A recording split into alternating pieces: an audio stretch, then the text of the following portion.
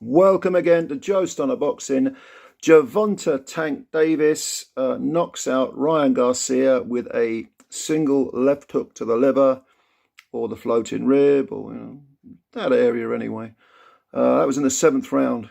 And this was one of those absorbing fights where, we knew it was going to be a good one because of the styles. Tank's a southpaw, 5'6", maybe at a push. Ryan, 5'9.5", 5'10", orthodox fighter, both undefeated. Ryan, 23-0, coming in with 19 KOs. And Tank Davis, 28-0, coming in with 26 KOs. No draws, no defeats for either guy. So, I thought Tank would find I was imagining the left hook, but to the head, not the body. I thought my prediction was that Tank would win this in about 8 rounds, but I didn't really predict a one-punch body shot knockout. And Davis, he is so patient. And prior to this, during my preview video, I said that perhaps he could be too patient and that Garcia would probably be leading after 6 rounds. Well, that wasn't the case, because the first round almost nothing happened. I gave it to Garcia because he was slightly busier, very slightly. Coming forward, standing upright, slick straight punches. Davis just looking at the guy, finding the range, keeping himself quite low, shorter anyway, but sometimes if you're gonna fight, if you're small, you fight even smaller, you can be hard to hit. I'm thinking of Dwight Muhammad Cowie. He was 5'7" light heavyweight and cruiserweight. But Tank, we know he's got extreme power, very, very fast, pot shots beautifully, high IQ, high ring IQ. I mean, he knows which punches to fire at what point. But the lack of activity in the first round, in the second round, something happened because a fight broke out. And it was Garcia who came straight at Tank, putting pressure on him. Tank seemed a little bit taken back. What's going on here then? He hadn't quite switched into fight mode, after that first sort of round of reconnaissance. Suddenly Garcia comes after him, and Tank's doing a lot of grabbing, a lot of wrestling, a lot of holding. The referee speaks to him. And then Ryan, of course, does what often fighters do. He gets a bit too cocky, a bit too greedy, comes straight in, misses with a left hook, and Tank, who again is bent very, very low, swings upwards with a left hook and puts Ryan on his ass. And Ryan's not that badly hurt, gets up, no problem. And I gave that round as a 10-9 to Tank, because to me, apart from the knockdown, Ryan won everything in that round. But Tank built on this. He suddenly sort of switched into fight mode. And in the 3rd round, 4th round, he was clearly landing the better punches, being a lot more menacing. There was an ominous feel about Davis. He wanted to sort of punctuate that knockdown, I think, by going forward more, showing his speed. And I wouldn't say Garcia was suddenly gun shy, but he was certainly not rushing in. And suddenly the smaller man seemed to be controlling the range far better. And, I thought Davis was actually boxing very, very well. His timing was suddenly there, and he was trying to lure Garcia in. And when Garcia wasn't biting the cherry, Davis was the one being proactive. It was very, very impressive stuff early on. So after 4 rounds, I had Davis 3-1 up.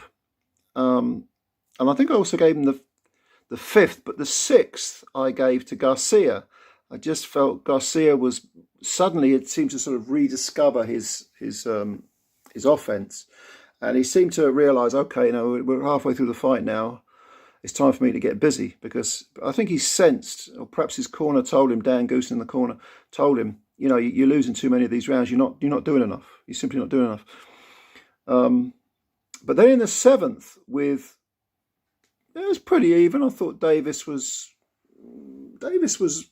always looking quite ominous. There was an ominous air about him. But I think, Garcia was, throwing his own punches and not doing too badly at all, and it was just another round, another one of those sort of where you're on a bit sort of tender hooks, like wondering who's going to jump forward, who's going to land the next meaningful punch. In the sixth round, Garcia did land a really good, I think it was a right cross to Davis's temple. Was it a hook? It might have been a right hook. But it landed right on the temple, and Davis didn't go anywhere. And normally those temple shots discombobulate you. And they take, they can scramble your senses. But Davis has got a good, not just a good chin, a good temple. So in the seventh round, you're thinking, I wonder if Garcia can do that again. I just wonder. And, again, both fighters being very, very patient, looking for the right opportunities. Lots and lots of feints from Garcia from the word go. But then suddenly, out of the blue, Garcia moves in and Davis bends down very, very low. And Garcia, I think, if I remember right, he misses with an overhand right. Or maybe a right hook, and then Davis springs up and lands a left hook to the body right on the spare rib, and Garcia grimaces when it lands. He's clearly in pain, but he takes a step back, a couple of steps back. He's got the poker face back on, and there were at least 2 seconds pass from that punch landing to the point where Davis starts to come forward and Garcia backs off more, and it's sort of near the corner, and then suddenly takes a knee, and you think, okay, he's hurt. He's going to get up though, and he's sort of on one knee, if you like, looking at the referee, watching the count. It gets to 8, it gets to 9. He sort of tries to get up, and the referee counts him out.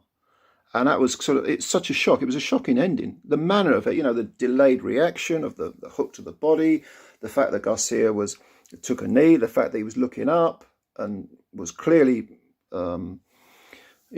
conscious. There was no question of it. He wasn't even grimacing when he was on one knee, but he was clearly in a lot of pain. And the fact that he was counted out like that, it was very, very strange, very sort of... just very, very surprising, really, quite shocking. So Davis wins by 7th round KO. Afterwards, of course, all the trash talk is forgotten. Garcia, very generous in defeat.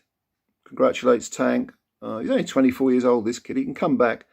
And he showed a lot of good stuff in there. He really did. And he's a good fighter. Tank, the older man, he's 28 now. Clearly in his prime. He's showing a lot. I've always had my reservations about Davis. Initially, I thought he might go the same way as Broner and just piss his talent away. But he clearly hasn't. He clearly gets dedicated when he needs to get dedicated.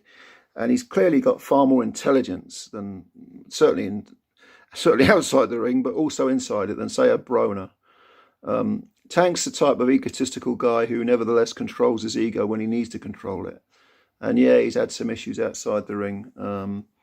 But hey, he's young, maybe he's maturing, 28 years of age, in his prime. What's next for this guy? Plenty. I'd say plenty. And he handled the big event really, really well. They both did, to be honest. Neither of them seemed intimidated or in any way overawed by the event. They both handled it really well. And on a different day, maybe Garcia would have outpointed him. You just never know. It was one of those fights where you had 2 young guys who put it all on the line, both undefeated, and that's what we want in boxing. We want the best to fight the best. When all the talk in the world means absolutely nothing if guys don't fight. And these 2 guys got in the ring and fought, and fair play to both of them. And we want more of this. So, what did you think of the fight? Were you surprised by the ending? What did you think of Davis's overall performance and Garcia's performance? Leave all your comments below as usual. Subscribe to the channel if you know it takes a second. Just hit that subscribe button. You'll be doing us a big favour. And the like button if you like the video. And of course, I always appreciate your time. Looking forward to reading your comments as always. Until then, until next time, what a good weekend of boxing we've had. But until next time, bye for now.